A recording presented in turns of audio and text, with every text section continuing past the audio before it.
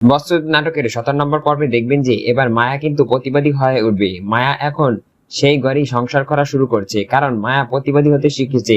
অনেক অন্যায় অত্যাচার সহ্য করে মায়া তার মামার বাসায় উঠে যেত, কিন্তু এবার সে তার নিজের স্বামীর বাসায় থাকবে এবং জিদ করে সকল কাজকর্ম করবে এবং সবার সাথে ঝগড়া লাগিয়ে দিবে। এমনকি মরিয়মের সাথেও সবসময় ঝগড়া লাগিয়ে দিবে, মরিয়মের সাথে প্রতিবাদ হয়ে তুলবে। মরিয়ম তো এখন মায়াকে দেখতে পারবে না, দুজনে কিন্তু মারামারির পর্যায়ে চলে যাবে, কারণ মায়া এখন অনেক শক্তিশালী হয়েছে। সে এখন জোর করেই এই বাসাতে থাকবে এবং সকল কাজকর্ম করবে এবং তার স্বামীকে ভালোবাসবে এবং বদ বদনজর সেই ছেলেটাকে ভালোবেসে সে এই সংসার শুরু করবে।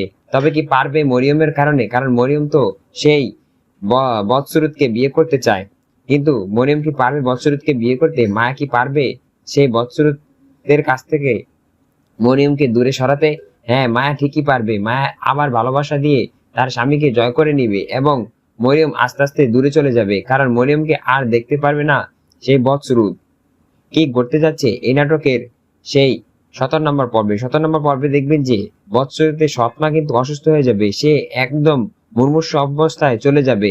কি ঘটতে যাচ্ছে এই নাটকের সেই 17 নম্বর পর্বে? 17 নম্বর পর্বটি দেখতে পারবেন আগামী 20 ফেব্রুয়ারি বিকাল 3:30টায় শুধুমাত্র ইগল ইসলামিক নাটক ইউটিউব চ্যানেলে। অর্থাৎ আগামী শুক্রবারই আসতে চলেছে এই নাটকের 17 নম্বর পর্বটি। 17 নম্বর পর্বটি শুধুমাত্র ইগল ইসলামিক নাটক ইউটিউব চ্যানেলে আপলোড করা হবে।